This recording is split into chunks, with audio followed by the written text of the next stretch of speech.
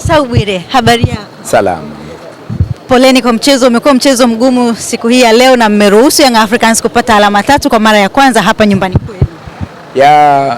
Ni mchezo wa mtoano ulikuwa na Yanga wamefanikiwa kutuondoa katika mashindano haya ya CRDB Bank Federation Cup.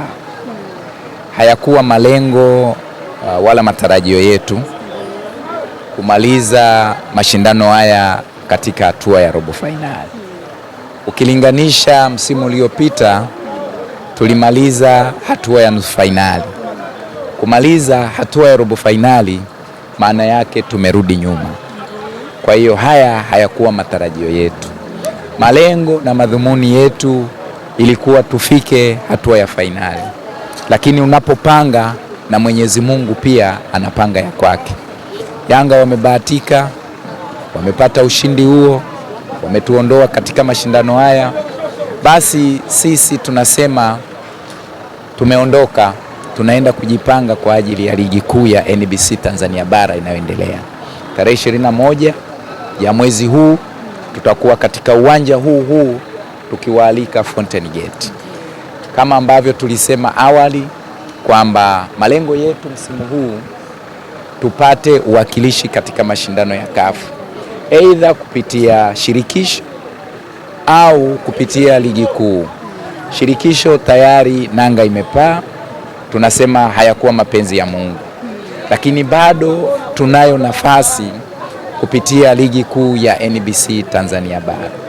Nina hakika na ninaamini kwamba mapambano tunayoyafanya, maandalizi yanayofanywa, malengo tuliyoyaweka, namna yanavyosimamiwa na kutekelezwa katika maeneo tofauti, tangu wachezaji, benchi la ufundi, uongozi, japo msuguano ni mkali.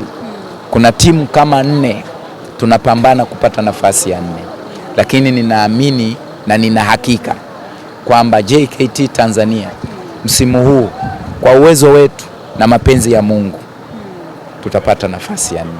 Kwa sasa nguvu, maarifa, juhudi na kila aina ya kutafuta ushindi tunaelekeza kwenye ligi kuu ya NBC Tanzania bara. Tumalize msimu huu tukiwa miongoni mwa timu 4 bora.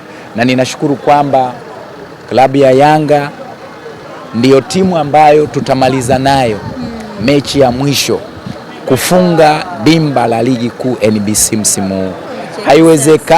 Haiwezekani upigane na mtu mara ya kwanza akupige, mara ya pili akupige, alafu aje akupige tena mara ya 3.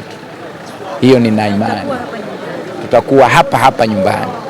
Benchi la ufundi linaloongozwa na kijana Mtanzania mahili, mwenye weledi, mwenye maarifa na mbinu mikakati nini afanye ili apate ushindi kwa timu fulani. Ahmad Ali, nina hakika atafanya kazi siku ya kufunga ligi kuu NBC msimu huu 25-26 tutakapokuwa tumekutana na Yanga.